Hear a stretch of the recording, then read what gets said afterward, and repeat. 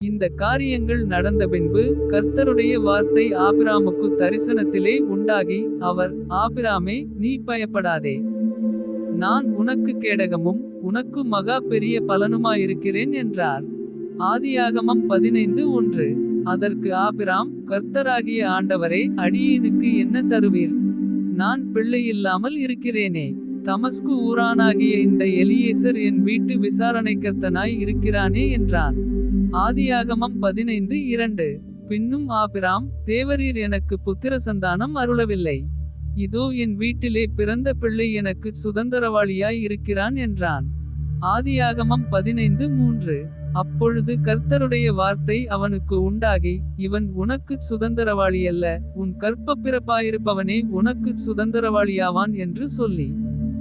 ஆதியாகமம் 15:4.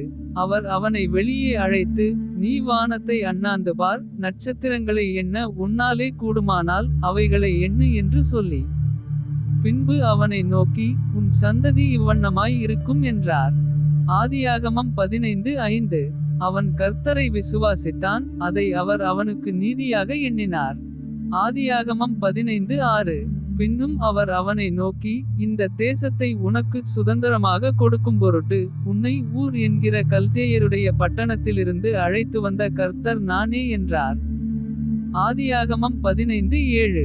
அதற்கு அவன், கர்த்தராகிய ஆண்டவரே, நான் அதை சுதந்தரித்துக் கொள்வேன் என்று எதினால் அறிவேன் என்றான். ஆதியாகமம் 15:8.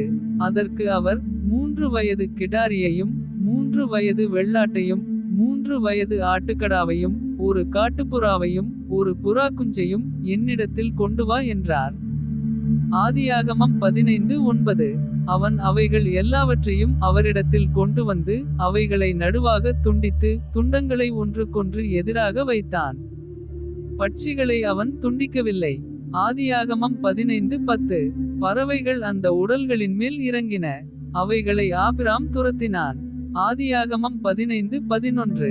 2 சூரியன் அஸ்தமிக்கும்போது ஆபிராமுக்கு அயர்ந்த நித்திரை வந்தது, திகிலும் காரிருளும் அவனை மூடிக்கொண்டது.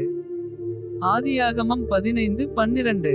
அப்பொழுது அவர் ஆபிராமை நோக்கி, உன் சந்ததியார் தங்களுடையதல்லாத அந்நிய தேசத்தில் பரதேசிகளாயிருந்து அத்தேசத்தாரைச் சேவிப்பார்கள் என்றும் அவர்களால் 400 வருஷம் உபத்திரவப்படுவார்கள் என்றும் நீ நிச்சயமாய் அறியக்கடவாய்.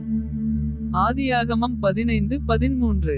4 இவர்கள் சேவிக்கும் ஜாதிகளை நான் நியாயந்தீர்ப்பேன், பின்பு மிகுந்த பொருள்களுடனே புறப்பட்டு வருவார்கள். ஆதியாகமம் 15:14. நீ சமாதானத்தோடே உன் பிதாக்களிடத்தில் சேருவாய். நல்ல முதிர்வயதிலே அடக்கம் பண்ணப்படுவாய். ஆதியாகமம் 15:15.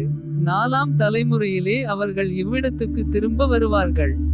ஏனென்றால் எமோரியருடைய அக்கிரமம் இன்னும் நிறைவாகவில்லை. ஆதியாகமம் 15:16.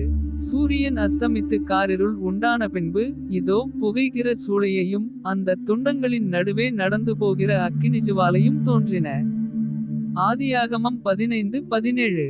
அந்நாளிலே கர்த்தர் ஆபிராமோடே உடன்படிக்கை பண்ணி, எகிப்தின் நதி துவக்கி ஐபிராத்து நதி என்னும் பெரிய நதி மட்டுமுள்ளதும். ஆதியாகமம் 15:18. கேனியரும் கெனிசியரும் கத்மோனியரும். ஆதியாகமம் 15:19. ஏத்தியரும் பெரியரும் ரெப்பாயிமியரும். ஆதியாகமம் 15:20. எமோரியரும் கானானியரும் கிர்காசியரும் எப்பூசியரும் என்பவர்கள் இருக்கிறதுமான இந்த தேசத்தை உன் சந்ததிக்கு கொடுத்தேன் என்றார்.